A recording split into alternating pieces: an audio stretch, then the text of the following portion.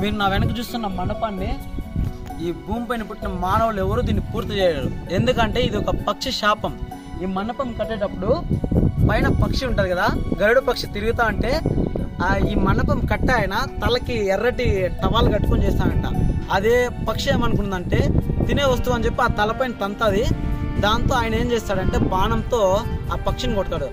అది ఇక్కడ నుండి ఈ కొండ కింద ఉన్న భాగం వినాయకుడు టెంపుల్ ఉంటుంది, అక్కడ పడి చనిపోయింది.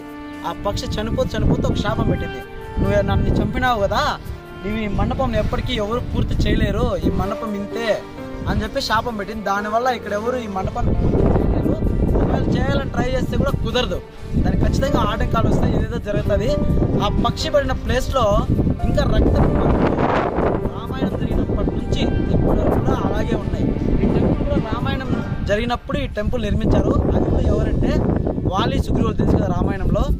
ఆయన తన తపస్సు చేసుకోవడానికి ఇక్కడ కింద వాలి కేవ్స్ అని ఒకటి ఉంది. ఆ వీడియో చాలా పెద్ద లెంత్ వీడియో చేసాం, మేము ఒక 3 పార్ట్లుగా చేసాం. ఒకసారి చూడండి, చాలా భయంకరమైన గుహ. ఆ గుహలో ఆయన తపస్సు చేస్తున్నప్పుడు ఆయన శివుణ్ణి పూజించుకోవడానికి ఇక్కడ వచ్చి ఈ శివలింగాన్ని ప్రతిష్ఠించాడు కాబట్టి, వాలి ప్రతిష్ఠించాడు కాబట్టి ఇది వాలీశ్వర స్వామి టెంపుల్ అయింది. ఈ కొండపైన 5000 అడుగు ఎత్తులో ఉంటుంది. ఘనంగా జరుగుతాయి పూజలు, ఉత్సవాలు బాగా ఘనంగా జరుగుతాయి. 3 రోజులు ఇక్కడ చాలా ఆహ్లాదకరంగా చాలా బాగుంటుంది. ఇక్కడ భక్తి భావాలతో కర్ణాటక నుంచి కానీ ఆంధ్ర నుంచి కానీ చాలా భక్తులు వస్తారు, లక్షల్లో వస్తారు. చాలా అంగరంగ వైభవంగా ఉంటుంది ఇక్కడ.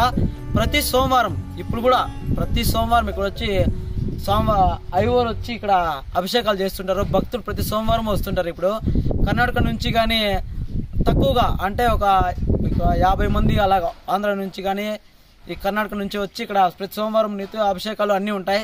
వచ్చి ఒకసారి దర్శించండి. అసలు మీరు ఇక్కడికి వస్తే ఇక్కడున్న వాతావరణం మిమ్మల్ని ఈ వాతావరణం మంత్రముగ్ధులు చేస్తుంది, అంత బాగుంటుంది వాతావరణం ఇక్కడ.